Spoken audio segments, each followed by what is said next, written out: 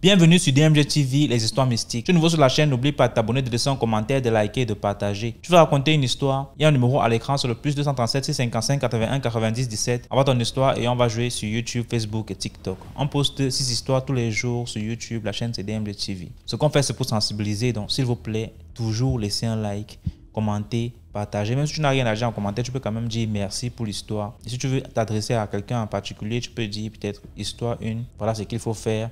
Ou alors poser ta question directement après avoir le H1 que tu vas écrire. Ou alors H2 pour dire histoire 2. Voici. Donc, laissez un commentaire, partagez. Comme d'habitude, on va commencer avec la première histoire. Commentez, likez, partagez. Salutations à toute la communauté DMG. Soyez bénis pour cette plateforme interplanétaire qui ne cesse de nous renseigner, de nous éduquer, de nous instruire et de nous délivrer de la naïveté et des puissances des ténèbres. Que le Créateur du ciel et de la terre vous accompagne. Une fois de plus, c'est la prunelle de l'œil de Dieu. Dans cette histoire qui va suivre, je voudrais dire à tous ceux-là qui pensent qu'ils sont puissants ou qui pensent qu'ils sont élevés, que quelquefois, les démonstrations de pouvoir ne servent à rien. J'ai connu un monsieur quelque part où j'ai travaillé et avec qui on avait quelquefois de bonnes relations. Alors ce monsieur, chaque jour du marché, lorsqu'il avait consommé les vins traditionnels, ne cessait de dire aux uns et aux autres qu'il était puissant et même très puissant, qu'il était fort et même très fort et qu'il était redoutable. Et à plusieurs reprises, ceux qui se sont heurtés à lui se sont réveillés le matin tout nus, soit couchés au salon, soit couchés dans une rue, ou soit couchés au marché. Un jour donc, un monsieur est arrivé au village. Il s'est retrouvé dans ce marché avec lui. Il a acheté le vin, comme c'était un étranger, ils ont bu. Et à la fin, ils se sont mis à se disputer et à se quereller. Lui se disait être un grand herboriste. Et cet autre monsieur lui disait aussi être un grand herboriste. Et le nouveau disait qu'il était plus puissant que cet autochtone. Alors ce monsieur lui a donc dit, ici chez nous, je suis le chef et je ne peux pas permettre à quiconque de cueillir les herbes à volonté. À ce monsieur lui a dit qu'il était capable de cueillir tous les herbes. Il est donc sorti, il a cueilli une herbe, il a dit à ce monsieur, si tu es aussi puissant que moi, cueille l'herbe chez nous, comme tu es un étranger. Et lorsque ce monsieur est sorti, il a cueilli cette herbe. Et puis il s'est mis à rire. Je voudrais tout simplement voir si tu es aussi courageux que cela. Tu es vraiment courageux. Non, tu es un homme. Dans la nuit donc, mon ami s'est retrouvé nu au marché, ainsi que son ami avec qui ils ont discuté à la veille. Les deux se sont retrouvés nus au marché, nus comme le ver de terre. Alors, il a un enfant en passant le matin, il a appelé cet enfant et lui a demandé d'aller m'appeler puisque je n'habitais pas très loin. Lorsqu'il est venu m'appeler, je suis arrivé. J'ai trouvé mon ami qui avait ramassé quelques déchets d'habits qu'on laisse le plus souvent au marché et qui s'est couvert à moitié. Et son ami de l'autre côté, ils étaient ensemble. Il m'a donc supplié d'aller chez lui et de prendre quelques vêtements et de venir lui donner et donner aussi à son ami. Alors par la suite, il m'a expliqué le procédé. Il m'a donc donné de comprendre qu'à chaque fois qu'il discutait avec quelqu'un et qu'il disait à la personne, je coupais l'herbe, coupe aussi, il revenait dans la nuit et récupérait le morceau de l'herbe et il faisait des pratiques pour que cette personne se retrouve nue soit au marché, soit dehors. Et il m'expliquait qu'il utilisait le bananier plantain pour les femmes et le bananier ordinaire pour les hommes. Et son ami, connaissant le même secret que lui, a appliqué la même chose et les deux se sont retrouvés nus au marché. Et depuis ce jour, ce monsieur a compris que les démonstrations de pouvoir ne servent vraiment à rien. Chers frères et sœurs, sachez que si vous avez la grâce d'être puissant, si vous avez la grâce d'avoir de la puissance, ce n'est pas pour chaque fois menacer ou menacer les gens. Avec un autre jour, vous trouverez des gens aussi puissants et très très puissants. Dans un numéro, ici, j'ai parlé du Kumbhayano ou le lien d'âme, où quelqu'un, on a attaché toutes les bénédictions de la famille, on a remis à un individu, et finalement, un frère l'a tué, ils ont perdu. Et mes frères du Gabon sont venus dans les commentaires pensant qu'ils pouvaient me donner les avertissements. Lorsque je vous dis que mes frères francs, peut-être vous ne vous rendez pas compte que j'ai une partie de ce côté-là et vous pensez que vous pouvez venir dire du n'importe quoi. Mais il vous dit, faites toujours attention. Même quand on est puissant, on se défend. On ne passe pas le temps à attaquer. Que celui qui a des oreilles pour entendre, comprendre, c'est toujours la punaise de l'œil de Dieu. Merci. Merci beaucoup pour l'histoire. Maintenant, on passe à la deuxième histoire. Bonsoir, monsieur DMG. J'espère que vous allez bien. Moi également, je dirais ça va. Je viens avec cette histoire à travers l'histoire de la dame dont j'ai écouté. Bon, elle ne s'est pas précisée, elle a juste dit je suis X. Elle racontait son histoire à travers sa tante qui était décédée et elle revenait. Quand j'ai écouté son histoire, je suis entré dans les commentaires. J'ai vu les commentaires bizarres en fait. J'ai vu d'autres personnes disaient elle a juste honte ou elle avait juste peur d'avouer qu'elle est montée, elle est descendue avec sa soeur, avec sa tante. Je dirais non. Sa scène qu'elle a vécue, je suis encore en train de le vivre jusqu'à présent. J'ai 25 ans.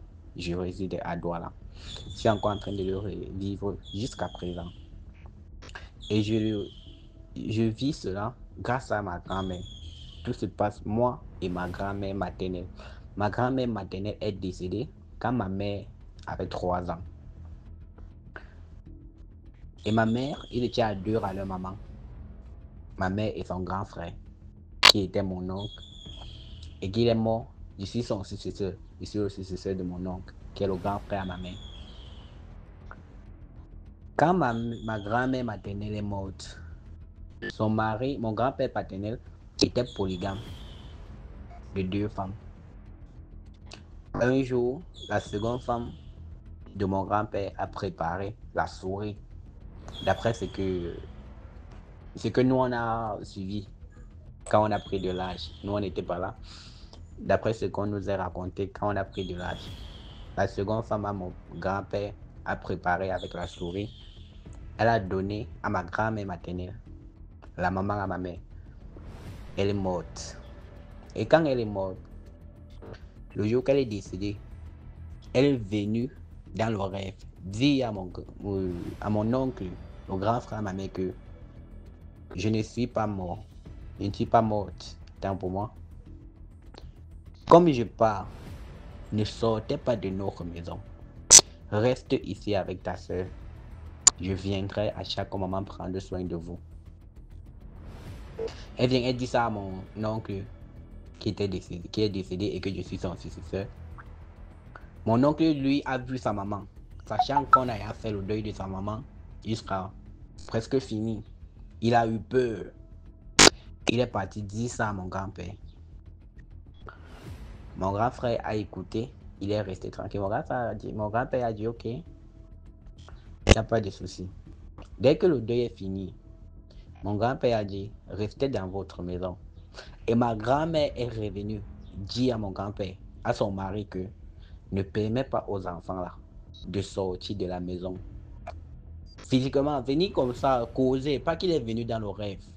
Une fois là qu'il est venu, il a dit ça à mon grand-père que ne permet pas aux enfants là de sortir de la maison. Je suis avec eux. Il a raconté, il a parlé de ce qui s'est passé jusqu'à ce qu'elle le décède à son mari. Ma mère, d'après ce que ma mère nous dit, ma mère restait à la maison. Elle a 3 ans et son grand frère a 5 ans. Son grand frère ne connaissait rien. Mais il fallait qu'il fasse une possibilité de leur trouver à manger.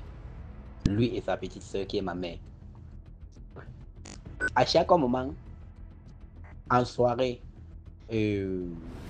au coucher du soleil, ma grand-mère venait dans la cour. Mais il y avait que mon oncle, le grand frère de ma mère, et ma mère qui voyaient leur maman. Ma grand-mère venait dans la cour. Elle appelait ses deux enfants que venez, partez vous laver. Elle dit à mon oncle que puise l'eau, pas puise l'eau, tu laves ta soeur. Vous entrez à la maison. Mon oncle pas puiser l'eau. Il parle avec ma mère. Ils entrent. Quand il allume le feu, il cherche quelque chose à manger. Pour qu'il veut trouver quelque chose à manger, lui et sa petite soeur. Quand il allume le feu, ma grand-mère vient. Elle demande, recule-toi, je prépare pour vous. Il se recule. Ma grand-mère prépare. Elle prépare, elle arrange tout. Elle se lève, elle sort. Elle dit, n'ayez pas peur, je suis avec vous. N'ayez pas peur. Elle prépare, elle laisse, elle part. Elle dit, nourris ta petite soeur. Ils ont vécu comme ça jusqu'à prendre de l'âge. Ma grand-mère venait toujours leur rendre visite. Quand mon oncle s'est marié, un jour ma grand-mère est venue dire à mon oncle que cette femme que tu es avec elle n'est pas ta femme. Elle est sorcière. Elle est juste là pour prendre ta chance. Malchance, je n'ai pas vite constaté. Mais désolé. Elle a déjà pris. Tu n'auras pas d'enfant. Mais je pleure beaucoup que je vous laisse à deux et que toi tu ne fécondes pas. Mais t'inquiète, ta petite soeur va accoucher ses enfants et tes enfants. Moi, je suis un homme, je suis dans une famille de 9 enfants. Ma maman a 9 enfants et je suis le seul garçon. Comme ma grand-mère dit ça comme ça à mon oncle, la femme de mon oncle rentre un jour. Il dit à mon oncle que elle dit à mon oncle qu'elle ne se sent plus dans la relation, dans le mariage. Elle veut partir. Quand elle dit qu'elle veut partir, mon oncle passe se coucher avec sa femme cette nuit-là. Aux heures tardives, mon oncle se lève, qui veut aller aux toilettes, il va aller uriner. Il voit sa mère. Sa mère lui dit, ta femme a dit qu'elle veut monter, elle veut descendre, mais permets-lui de partir. Et mon oncle a laissé sa femme partir sans discuter. Il a écouté ce que sa maman lui dit. Il a laissé sa femme partir. Et depuis, comme sa femme est partie, il ne s'est plus marié. Ma mère, maintenant, elle a grandi, elle s'est mariée, elle nous a accouchés, on m'a donné comme ristourne. Le jour que mon oncle est décédé, le grand frère de ma mère est décédé, une maman est venue dans mon est venue comme ça, pas dans mon rêve, au deuil de mon oncle, et me dit, je sais que tu as encore un enfant, mais supporte ce qu'on te dit. Sache que ton oncle qui est parti est avec toi et nous sommes avec toi. Je suis la maman à ta maman. Je suis ta grand-mère, mon fils. Je vous aime. Quand elle me dit comme ça, j'ai crié au deuil. Donc je me suis libéré. Mon corps a tremblé un jour que je n'ai pas pu comprendre. J'ai crié. On vient me demander que c'est quoi. J'ai dit, une maman est venue ici maintenant. Elle était ici. Elle m'a dit qu'elle est la mère de ma mère. Elle vient de me dire qu'elle est ma grand-mère. Les gens disent que arrête ça. Donc on commence à me gronder au deuil. Jusqu'à tout le monde était contre eux. On commence à me gronder. Ma mère dit, et les gens disent arrête ça. Tu parles de quoi comme ça? J'ai dit non. Elle vient de me dire ça maintenant. Elle me dit que non, je suis un enfant, mais que je n'ai pas peur de ce qui va se passer. On va me prendre comme si c'est ce qu'elle m'a dit maintenant. Elle était ici. On regarde, je commence à regarder. Quand elle dit comme ça, elle part. Je ne connais pas quelle route elle a pris. On a fini le deuil de mon oncle, le jour qu'on a arrêté le succès. J'étais surpris. On a amené tous mes grandes soeurs.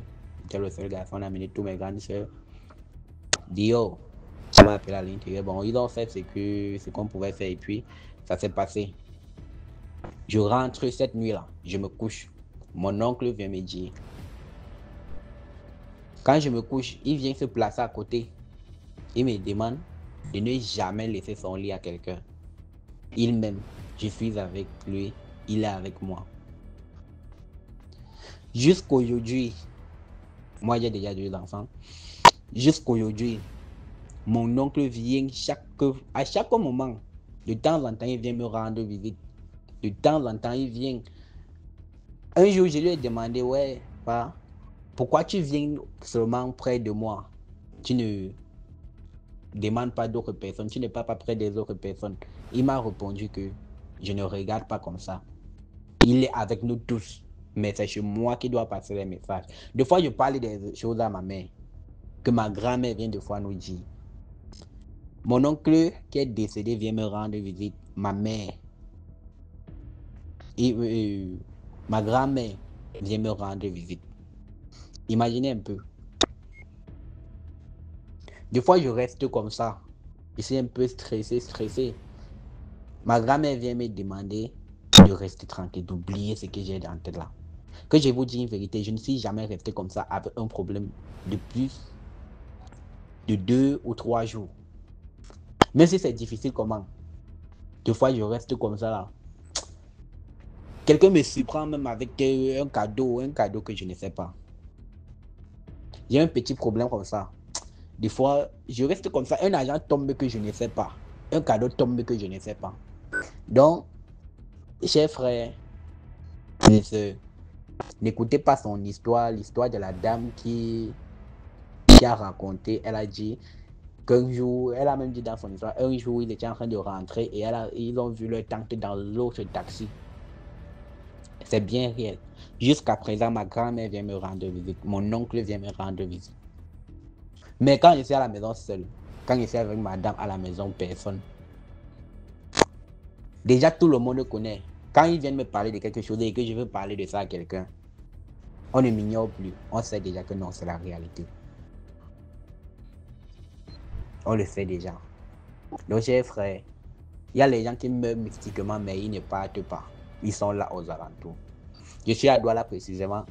Or, tout le deuil, tout ça s'est passé à l'ouest. Ça s'est passé à l'ouest avant que je ne quitte l'ouest pour Douala. Je suis à 5 ans à Douala. Et je suis, à chaque moment, je suis avec mes 2 personnes, mon oncle et ma grand-mère. Ça existe vrai. Il y a les gens qui meurent, mais ils ne partent pas.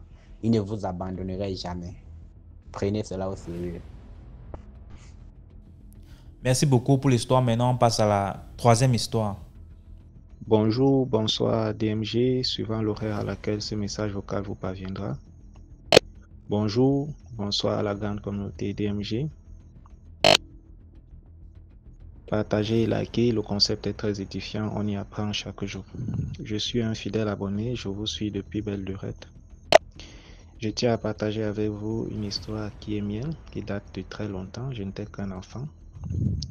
J'étais encore à la maternelle, je dois préciser. Et vous pouvez comprendre que cette histoire m'aurait marqué vraiment, à tel point que je me rappelle encore aujourd'hui comme si c'était hier.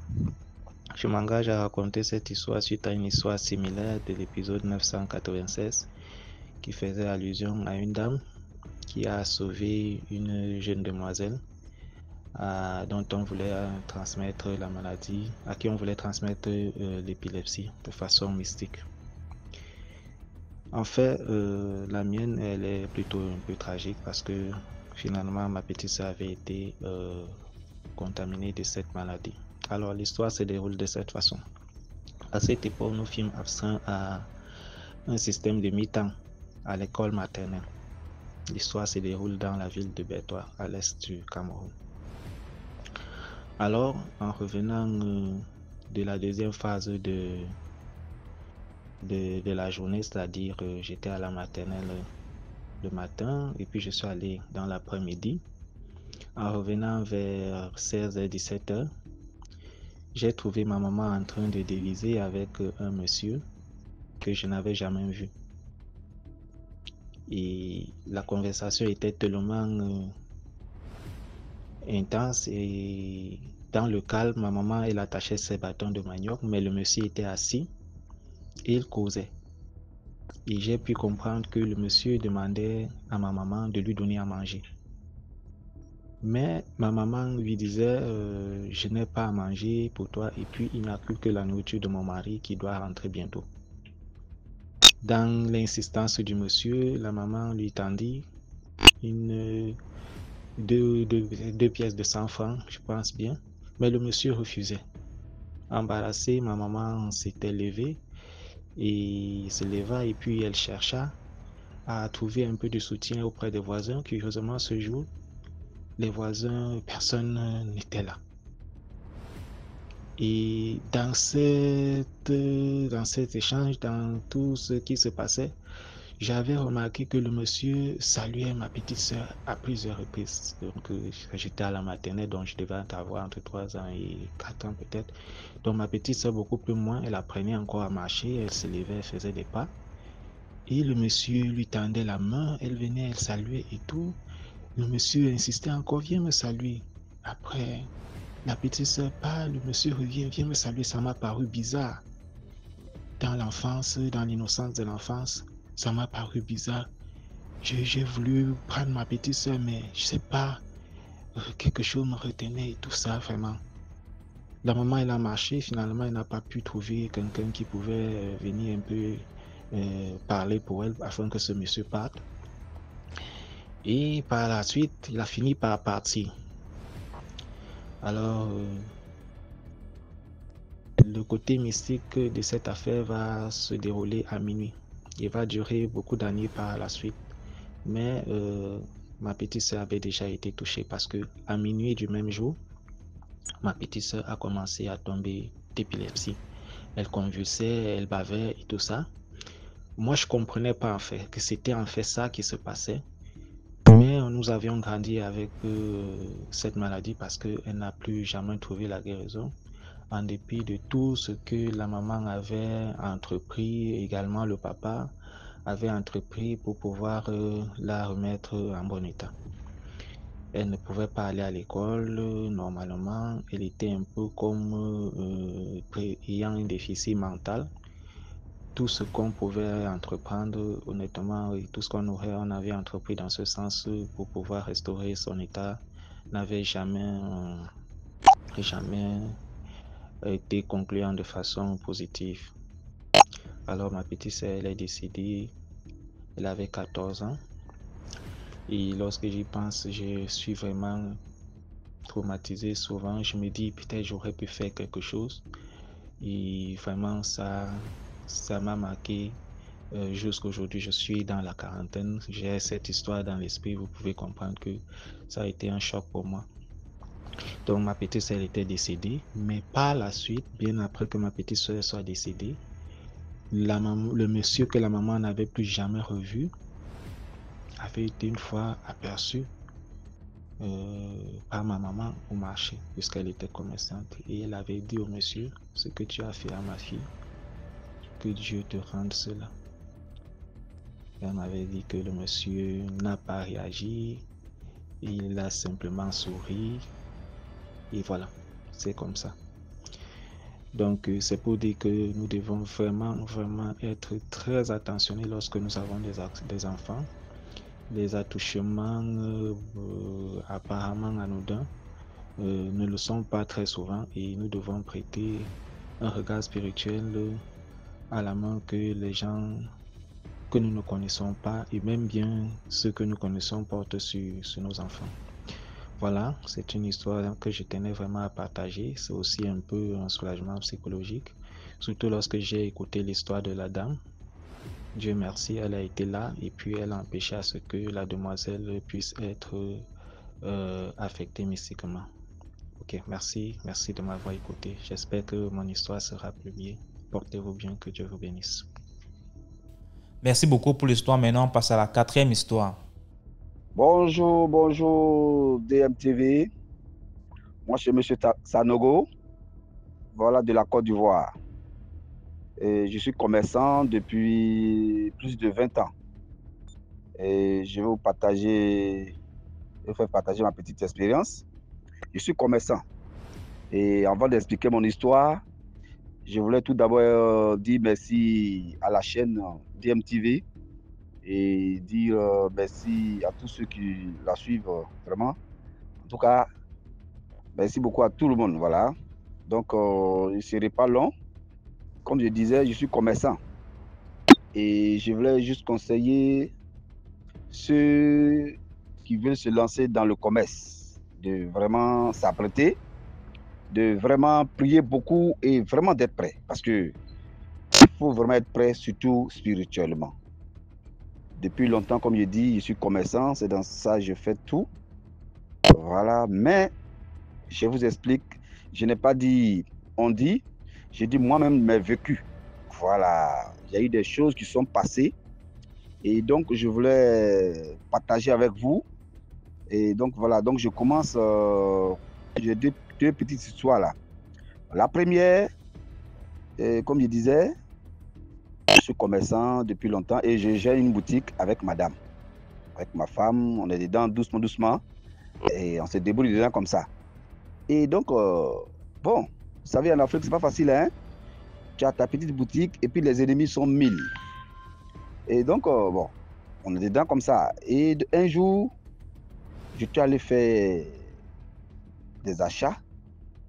Et en même temps, madame m'appelle pour me dire qu'il y a un chien noir qui est rentré. Je n'ai pas dit la nuit, hein, en pleine journée. Un chien noir est rentré. Aux environs de 11h comme ça, midi comme ça. Un chien noir est rentré. Donc, je suis revenu en même temps pour voir de quoi il s'agit. Et effectivement, il y a vraiment eu un chien noir qui était là. Je l'ai vu vraiment. Je n'ai pas dit dans un rêve, hein. Je n'ai pas dit... Non, un chien noir a forcé le portail. Il y avait des sucreries, c'est une boutique là. À l'entrée là, en tout cas, un chien ne peut pas entrer, mais un chien, comme vous le voyez, mais ça, celui-là, ce n'est pas un chien simple. Le chien a forcé, il est rentré, il allait s'asseoir juste derrière ma chaise où je m'assois là. J'ai une chaise que je m'assois, chaise de bureau là. Le chien allait s'asseoir juste derrière. Il est assis là. Le chien est là. Ouais. On ne peut pas servir client. Tout le monde est dehors, tout le monde est en train de regarder. Madame a fui par la petite porte, par derrière, parce que la boutique là, quand on gérait, il y avait une porte de sortie par derrière, une petite porte juste. Ça donne, ça sort sur une cour. Et donc, madame, c'est par là-bas, elle est sortie. Donc, quand moi je suis venu, j'ai vu le chien là. Je suis rentré par la petite porte de derrière pour voir effectivement le chien est là. Ah, il y a des pasteurs même qui sont rentrés derrière moi, qui sont venus aussi dans le même magasin. Ils sont rentrés par derrière là, hein, pour rentrer.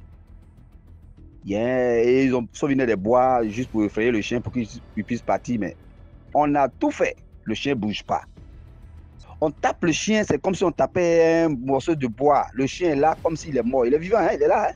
On le tape, on fait tout, le chien est là. Chien noir, assis là, dans le magasin, assis là, en pleine journée, devant tout le monde. Ouais. Le pasteur me dit, ah, monsieur, ce chien-là, c'est pas un chien simple, hein. J'ai dit, effectivement. Ils ont tout fait, le chien est là. Ils ont essayé, le chien est là. Il n'est pas dit dans rêve, hein. En pleine journée, le chien est là, couché là.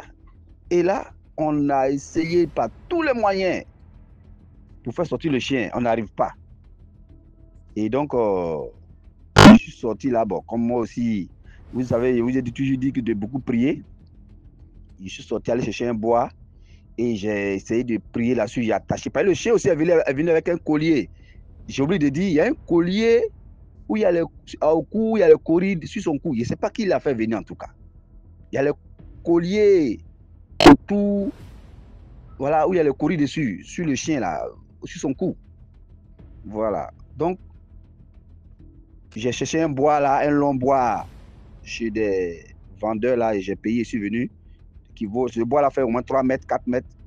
Je suis de loin là, je suis aussi de loin, puis je tire le chien par son collier là. Hein. J'ai mis pointe au bout là, j'ai tiré le chien là. J'ai tiré, jusqu'à. Vraiment, ça n'a pas été facile. Mais j'ai pu faire sortir le chien. Quand le chien est sorti, tout le quartier a fui, pas le chien là. Mais dis donc, mais ses yeux sont rouges. C'est un chien tout noir, ses yeux sont rouges comme. Eh bien, je ne sais pas comment expliquer. En tout cas, rouge vif. Voilà. Mais dis donc, vraiment, c'était dans le quartier, tout le monde parlait de ça. Et c'est moi-même qui l'ai vécu. Et le chien est parti. Vraiment, j'ai continué des prières, des prières, des prières. Bon. Et je suis dans le commerce. Je suis dans le commerce. Voilà. Ça, c'est la première histoire. Ça, c'est la première histoire. Juste pour dire à mes amis commerçants, vraiment, de beaucoup prier. De beaucoup prier, de ne pas s'asseoir comme ça. On vous jalouse, hein. Il y a des jaloux partout, hein. Ce que tu gagnes là, tu ne gagnes pas grand-chose, mais tu as des milliers d'ennemis qui veulent vraiment te faire du mal. Et moi, depuis longtemps, comme il dit là, vraiment, je ne me laisse pas faire aussi. Parce que c'est de ça seulement que je vis. Donc, c'est pas facile. Donc, la deuxième histoire, je suis couché comme ça. Je suis couché là, comme... Voilà, je suis couché là. Une nuit, je suis couché là. Et dans mon sommeil, j'ai senti un truc bizarre là. Je me suis levé. Et puis, j'ai dit, bon, attends, je vais aller voir côté des enfants là. Je rentre dans la chambre des enfants. Je vois un chat noir encore. Un chat noir. J'ai dit bien, là, c'était minuit maintenant. Là, c'est un chat tout noir. Quand on a fermé la porte, il n'y a pas d'entrée. Chez moi, l'entrée est hermétique. Quand on ferme, il n'y a rien ne peut rentrer, rien ne peut sortir. Le portail est fermé, la chambre est fermée, il n'y a rien. Mais le chat est rentré. Par où le chat est rentré, là, je ne sais pas. Voici le chat est là. Dans le coin du mur, là, je vois le chat noir là-bas. Les enfants sont couchés. Je me dis que si je fais du bruit, les enfants vont s'effrayer là et ils risquent d'aller vers le chat. Donc, je me suis calmé et j'ai réveillé les enfants doucement pour qu'ils rentrent dans ma chambre et me laisser seul avec le chat. Donc, les enfants sont restés, ils sont rentrés dans ma chambre, j'ai refermé la chambre et je suis resté seul avec le chat au salon. Suivez bien, c'est pas petit amusement, hein. Ah là, c'était un combat maintenant. Et je dis bien, le chat est là, il n'est pas dit en rêve. Le chat est là, le chat en train de sortir ses griffes. Et moi aussi, je suis là en train de prier sur lui.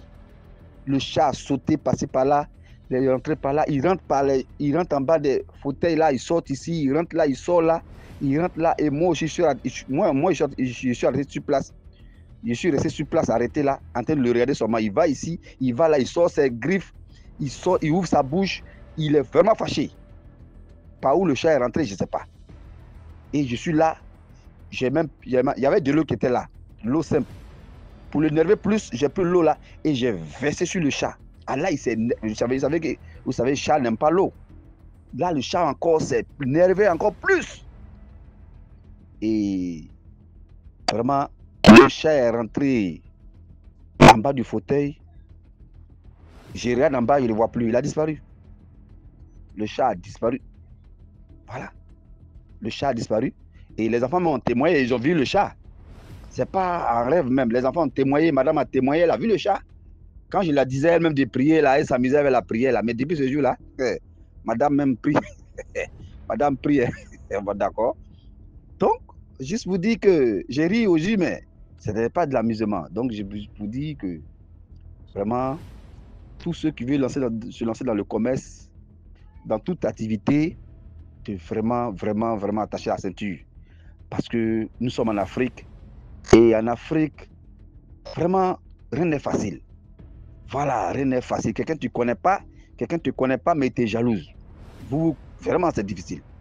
Donc, c'était ma petite histoire que je voulais partager un peu avec les abonnés de DMTV et vraiment remercier tous ceux qui ont pris le temps de bien écouter. Parce que mon français n'est pas facile. Nous ne sommes pas trop allés loin à l'école. Voilà, donc on a essayé d'expliquer comme on peut. Voilà, donc vraiment comprenez que nous ne sommes pas allés loin à l'école. Voilà, donc on a essayé d'expliquer un peu comme ça, voilà. Donc voilà un peu les parents, voilà un peu les amis, ce que j'avais à vous partager. Et merci bien et bonne soirée. Merci beaucoup pour l'histoire. Maintenant, on passe à la 5e histoire. Bonsoir DMG TV. Euh, Bon, en tout cas, il faut garder l'anonymat. Je viens ce soir, c'est parce que j'écoute beaucoup. En tout cas, ça devient mon passe-temps favori. J'écoute beaucoup votre émission. Je viens un peu ce soir relater une histoire que j'ai vécue. Ça remonte déjà pratiquement, ça fait quoi aujourd'hui? Ça doit faire 15 ou 16 ans.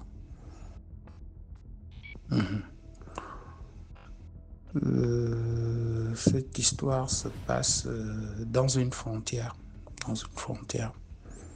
Je ne vais pas citer les noms des pays. Ça se passe dans une frontière. En fait, j'avais un souci auparavant, c'est-à-dire j'étais vraiment très coincé quand j'étais très jeune. J'étais très coincé. Et j'ai commencé le travail un peu très jeune aussi. Alors,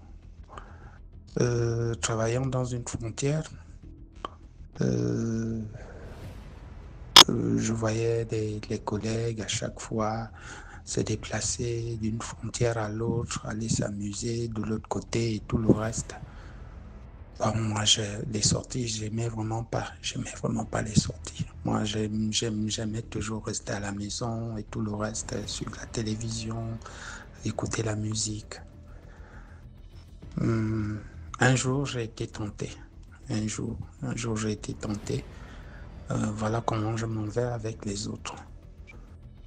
On arrive dans le pays voisin, on s'amuse avec les autres. Il y avait plusieurs services. On s'amusait le soir puisqu'on pouvait traverser à pied. C'est juste une chaîne qui nous sépare seulement. Vous traversez, vous arrivez chez les autres. Mbom, abo. Donc c'est comme ça qu'on se retrouve de l'autre côté. Alors, on est allé dans une boîte de nuit que je tais le nom par discrétion. Nous sommes allés nous amuser. C'est comme ça que je fais la rencontre d'une fille dans cette boîte de nuit. Une charmante fille, belle fille. Waouh! Alors, cette dernière, on passe la soirée ensemble et tout le reste. Et avant le petit matin, parce qu'il fallait qu'on rentre, se reposer un peu et puis repartir au boulot. Bon, à cette époque, les frontières tournaient très bien. Il y avait de l'argent à gogo, tout ça. Alors, je raccompagne la jeune demoiselle. Je ne suis pas rentré chez elle. Je l'ai juste déposée à l'entrée de chez elle. Elle m'a montré la maison. Elle me dit, j'habite juste ici. Et j'ai vu même la fille rentrer chez elle. Alors, on se donne rendez-vous. Et à cette époque-là, le téléphone, c'était vraiment pas ça. Il y avait des téléphones, mais c'était des téléphones comme aujourd'hui on les appelle, les Nchoronko, les Allo. C'est comme ça que j'appelle la fille avec l'indicatif du pays et tout. Je tombe, ça sonne, personne ne décroche le téléphone. Bon, je me dis peut-être qu'elle n'est pas près du téléphone. Je rappelle. Du coup, toute la journée, j'ai appelé. Ça avait l'air de sonner. Des fois, c'est en dérangement. Des fois, la personne ne peut pas vous répondre. Voilà. Et puis, tout à coup, vers les 19h par là, j'ai insisté. Parce que je voulais revoir la fille en question. J'ai insisté. Et paf, je l'ai eue. Alors je demande à cette dernière, mais qu'est-ce qui se passe toute la journée? Je n'ai pas pu t'avoir au téléphone, voilà. Elle me dit non, j'étais vraiment très occupé. Tu sais, je t'ai dit que je travaillais, donc dans la journée, je ne suis pas là, je suis au champ avec maman et tout le reste. On travaille, on a une bananeraie et tout le reste. Tout un tas de trucs. Je dis, ah mais comment une charmante fille comme toi, tu vas te mettre à travailler et tout ça, et puis quel genre de boulot en plus. Il dit non, c'est un peu dedans que je suis depuis. Ça fait pratiquement aujourd'hui, ça fait, je vais dire, comment j'ai oublié. Oui, ça fait pratiquement 4 ans. 4 ans. J'ai dit, ah, ok. Ben, on fait comment? On se voit ce soir ou bien tu es fatigué? Elle me dit non, elle pète la forme et tout. Alors je dis, bon, on se retrouve alors. Alors avec les complices, on se retrouve, on dit, mais bon, ben, on va traverser, on va aller de l'autre côté et tout. Et puis il y a un qui commence à me titiller, ah, ben, finalement avec la petite et tout le reste, je dis, ah bah, en tout cas moi je suis pas très sûr avec ces gens-là, mais bon.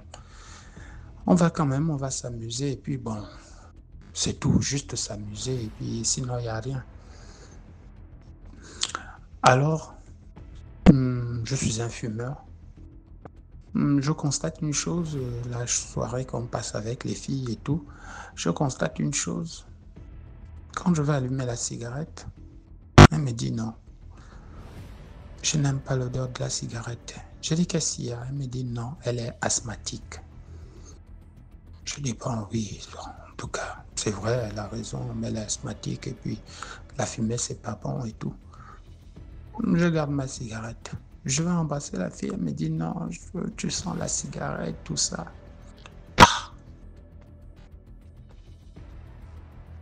Ok, il n'y a pas de souci. On a passé un peu de temps, on a bu, on a bavardé, on a mangé, je l'ai raccompagné. Et puis on commençait déjà à se rapprocher un peu. On se rapprochait de temps en temps. À chaque fois qu'on se voyait, on se rapprochait. Jusqu'au jour où j'invite cette dernière à venir traverser avec moi et tout le reste. Elle me dit, elle ne peut pas. Je dis, comment tu ne veux pas? Elle dit, non, je ne peux pas. Si la journée me trouve là-bas, je ne pourrais pas aller au champ avec maman et tout le reste. Je ne comprends pas. Ben, j'ai laissé tomber. En laissant tomber, et puis par après, j'ai quand même tiqué. Et puis, à un certain moment, j'avais des frissons aussi qui m'arrivaient souvent. J'avais oublié cette partie. J'avais des frissons qui me prenaient souvent de temps en temps. À certains moments, ça me prenait des frissons.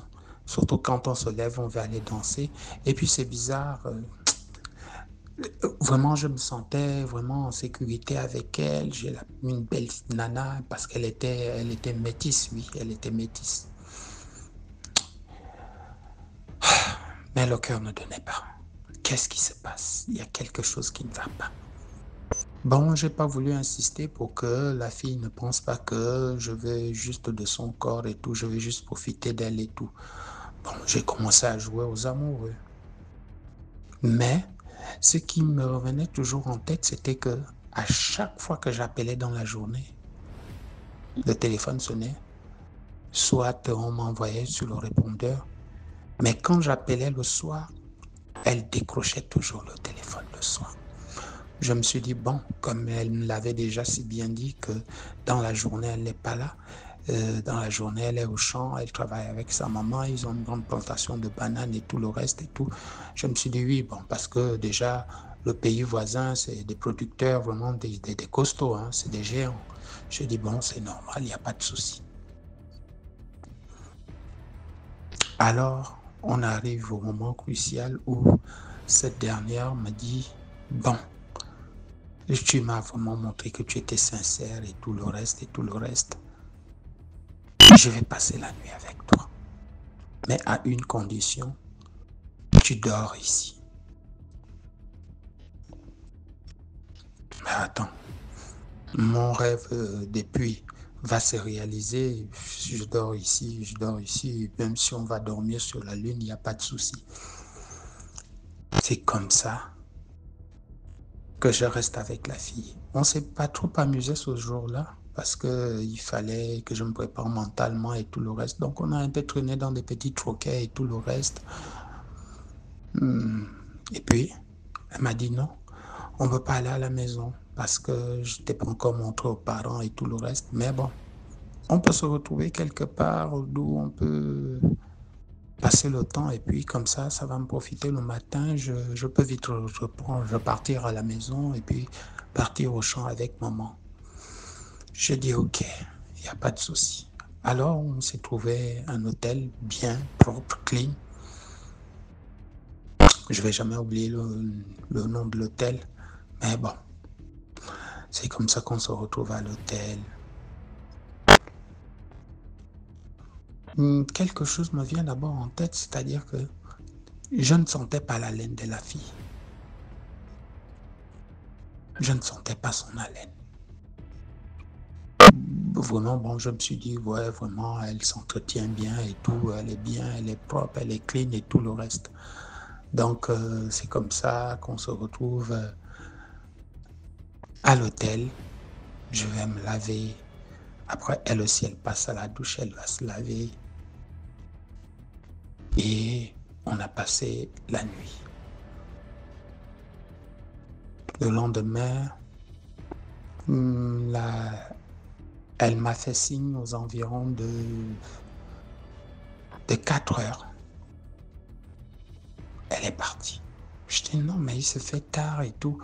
Et comme ce pays, c'est un pays qui bouge beaucoup, ouais, c'est un pays qui bouge, à n'importe quelle heure ça circule.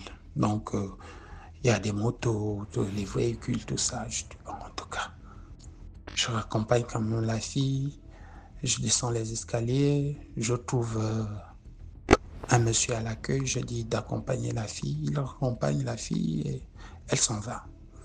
Je m'en vais dormir. Alors, je rentre chez moi.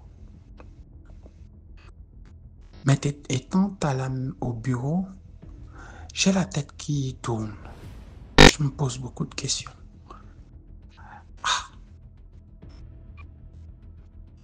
Bref. Et puis comme ça, un jour, je reçois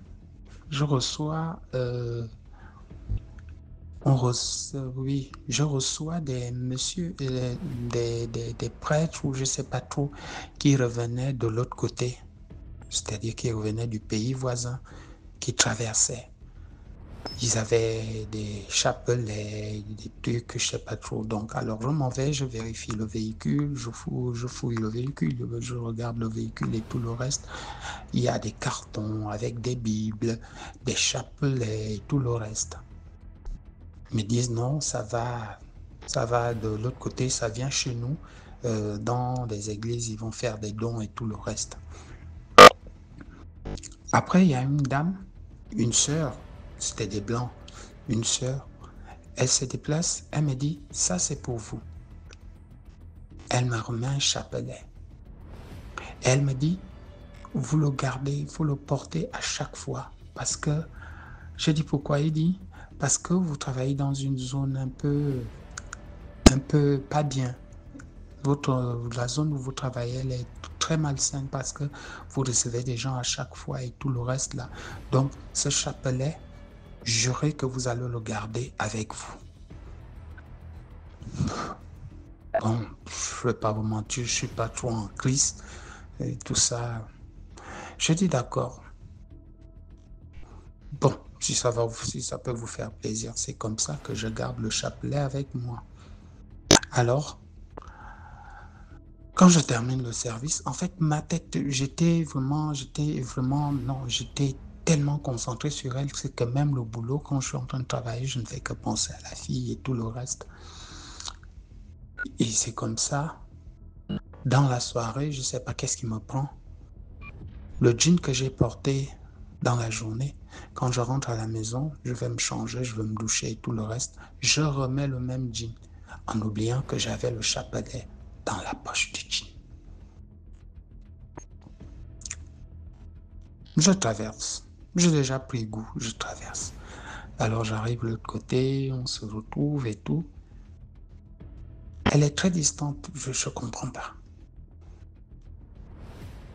Je vais la toucher, non, je me sens pas bien et tout. Je dis, mais attends, mais hier, quand on s'est séparés, voilà. Il dit, non, il n'y a pas de souci.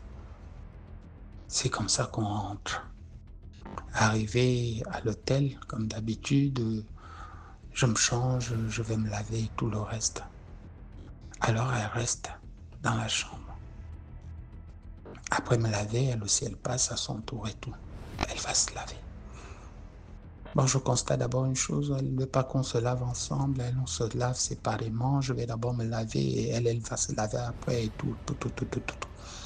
Elle va se laver. Après se laver et tout, on se retrouve, on s'amuse comme d'habitude. Mais je dis, je vais me déplacer un peu très tôt parce que on avait des camions garés de l'autre côté qui devaient traverser très tôt le matin. Donc, qu'est-ce que j'ai fait? Après faire l'amour et tout le reste, j'ai porté mon jean. Comme ça, sans arrière-pensée, j'ai porté mon jean. Bon, juste le matin, je vais juste mettre mon polo et puis je mets ma basket et je traverse vite fait, bien fait. Ni vu ni connu. À ma grande surprise, le matin, la fille avait disparu.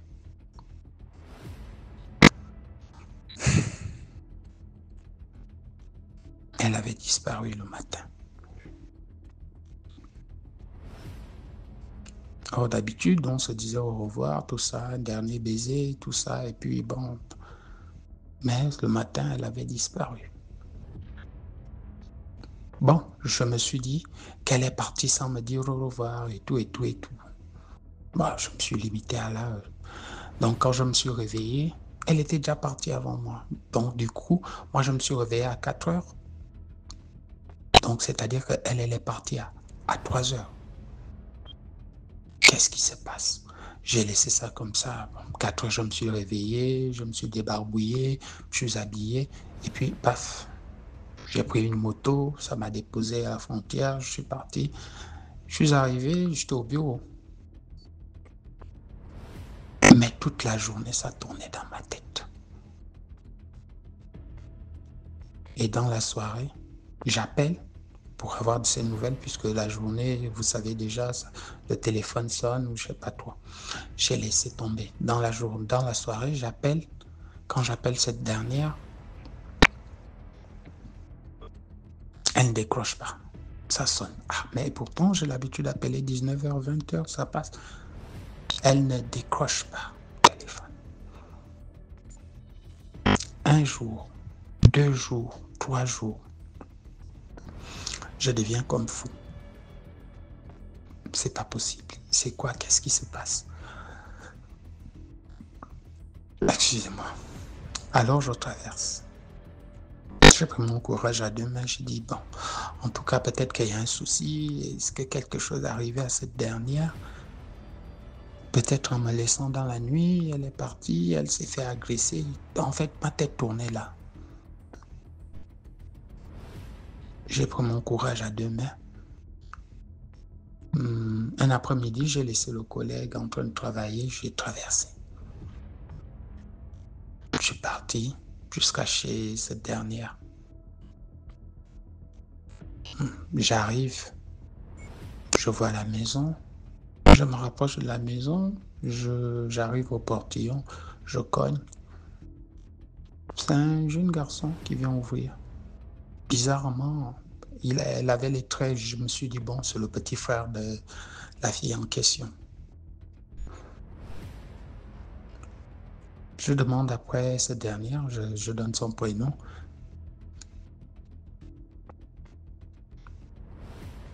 Le petit garçon me regarde. Je dis, non, vous ne connaissez pas une certaine telle? Le petit garçon me regarde, il ne comprend rien. Il va à l'intérieur, il va appeler sa grande sœur, ou je ne sais pas, c'est une jeune fille aussi qui est venue vers moi. Je pose la question de savoir si vous pouvez vraiment, excusez-moi du dérangement, voilà. Je voudrais rencontrer X.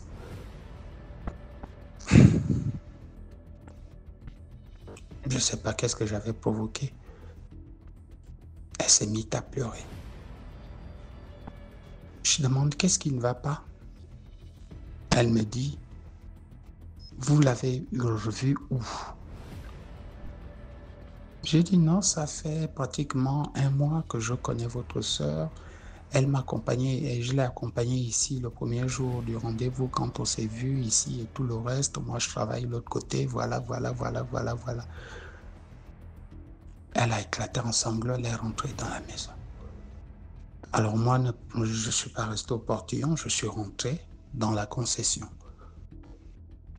Elle est partie. J'entends à l'intérieur de la maison un monsieur qui crie.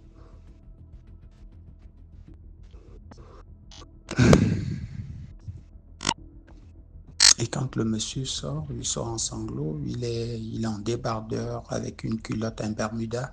Il a un bermuda pieds nus. Il m'appelle mon fils, s'il vous plaît. Alors je me rapproche du monsieur, je dis papa, vraiment, vous savez, vous êtes à l'étranger, tu as un peu peur. Je dis papa, vraiment, s'il vous plaît, excusez-moi. Je ne sais pas, je n'ai pas offensé votre enfant, j'ai juste posé une question et tout et tout. Le monsieur s'est assis juste aux marches des escaliers en pleurant. Il dit, expliquez-moi. Alors j'ai relaté le papa l'histoire, il s'est mis à pleurer.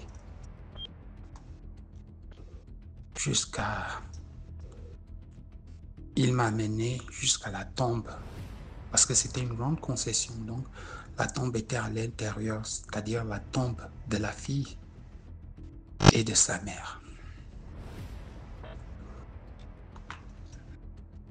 Et le monsieur m'explique qu'ils ont eu un accident de moto. Ils ont eu un accident de moto en allant au marché. Ils ont eu un accident de moto. Elle était avec sa mère. Ils sont décédés il y a 4 ans de cela.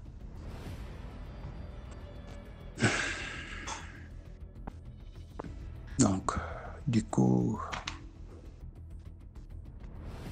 moi-même, j'étais sur le choc. Vraiment, c'était la première fois pour moi d'avoir une sueur froide dans le dos. Une sueur froide. C'est comme ça que j'ai appris le décès de celle qui était avec moi tout le temps, pendant ces 1 mois, qu'elle était partie il y a 4 ans de cela.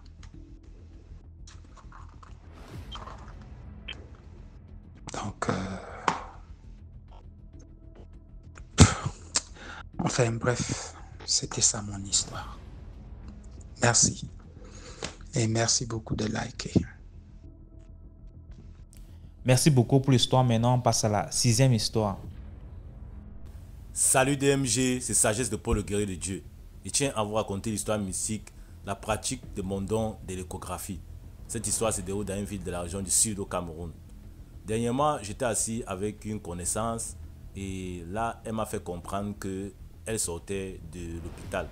Elle avait des petits malaises, elle doit aller à l'hôpital. Après examen, on lui fait comprendre que c'est probable qu'elle soit enceinte. Or, elle me fait comprendre que son cycle de menstrues est irrégulier et que ça ne s'est jamais arrêté. Dans les blagues comme ça, je lui ai dit que bon, avant que tu ne partes faire ton échographie, je vais moi te faire mon échographie selon le don que j'ai. Elle a souri et je lui ai dit que je te donne le résultat d'un moment à l'autre. C'est comme ça qu'on avait donc pris congé, on se donne rendez-vous plus tard. Je vais donc à la maison comme d'habitude, j'arrive une nuit, je me mets là à prier. Et après avoir prié, je demande à Dieu de me faire, de me remonter mon don d'échographie pour que je puisse dire à ma connaissance le sexe qu'elle attend comme bébé. Et c'est ce qui se passe donc. Me voilà qui me couche et j'ai dans la vision comme j'avais toujours dit ici, comme j'avais relaté dans une histoire ici sur DMG TV par rapport à mon don d'échographie avec les serpents. Je vois donc un énorme serpent posé sur une clôture, dont il est au-dessus, perché sur une clôture comme s'il était se bronzer. Cet serpent était pas trop long, il avait au trop peut-être 2 mètres. 2 mètres qui semblait être, une vipère. Mais la tête était déjà tellement vieille, donc je sentais que le serpent était tellement vieux parce qu'il était costaud, bien gros. La tête était déjà comme la tête d'un être humain, tantôt comme celle d'un poisson, notamment la silure. Et là, je suis là debout avec quelqu'un que je n'arrive pas à discerner. Et je cause avec ces personnes-là que, mais tu vois ce serpent-là, machin, tout nous sommes en train de faire des commentaires sur le serpent. Et on comprend qu'il ne faut pas du tout tuer ce serpent. Il faut le laisser, c'est un peu un serpent simple. C'était un peu la conversation que j'avais avec la personne qui était à côté de moi. Donc je n'ai pas prêté attention au visage. Et subitement, on voit le serpent qui quitte le mur. Quand le serpent descend du mur, on essaie de partir de l'autre côté parce que nous sommes d'un côté, le serpent en haut. Maintenant, quand il veut quitter le mur, il descend plutôt de l'autre côté. Mais nous, on accourt, alors on peut voir là où il a quitté le mur. On le voit quitter le mur. Mais dès que le serpent finit de quitter le mur en se glissant pour rejoindre le sol, je vois là 2 gros escargots qui sont restés. 2 costauds escargots qui sont restés là. Et ça m'a posé beaucoup, ça m'a poussé à me poser beaucoup de questions. Donc, mais généralement, quand je fais les visions pour l'échographie, je vois uniquement les serpents. Et ça dépend du gabarit du serpent pour déterminer le sexe que la personne attend, bien sûr, que la femme enceinte attend, bien sûr. Donc, pour le rappel, famille DMG, j'avais raconté une histoire ici sur mes dons, où pour l'échographie, pour déterminer le sexe de l'enfant, si le serpent est trop gros, est trop énorme, python, machin, en tout cas, si le serpent a un très gros gabarit, c'est un garçon. Sans doute. Et si le serpent a un gabarit soit moyen, soit trop petit, c'est une fille. Mais l'autre aussi que je vois maintenant, j'ai en vision que le serpent est vrai, c'est énorme, mais quand il quitte l'endroit où il était, il y a 2 escargots. C'est la toute première fois que je vois ça. Et je ne sais pas s'il y a des personnes qui ont un don quelque part, peut-être concernant les escargots, tel que moi j'ai les dons de l'échographie concernant les serpents, que la personne m'envoie cela en commentaire, s'il vous plaît. Parce que là, je suis toujours en train de me poser la question de savoir que représentent ces 2 énormes escargots après que le serpent soit quitté.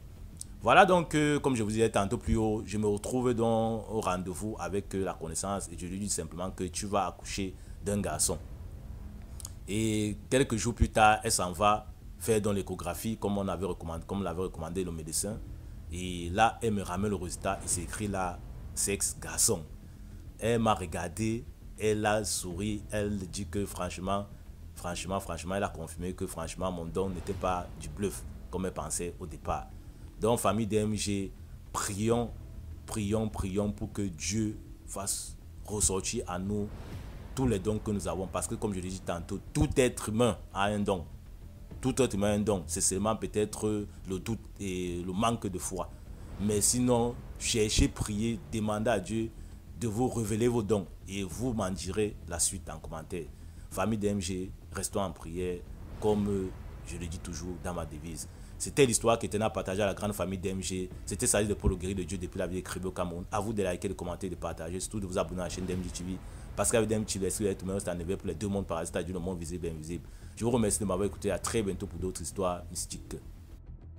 Merci beaucoup pour l'histoire. Voilà, c'était tout pour aujourd'hui. J'espère que tu as aimé la vidéo d'aujourd'hui. Sinon, laisse un commentaire, like, partage. Si tu n'es pas encore abonné, abonne-toi. On se prend demain 12h pour une nouvelle vidéo. Ciao.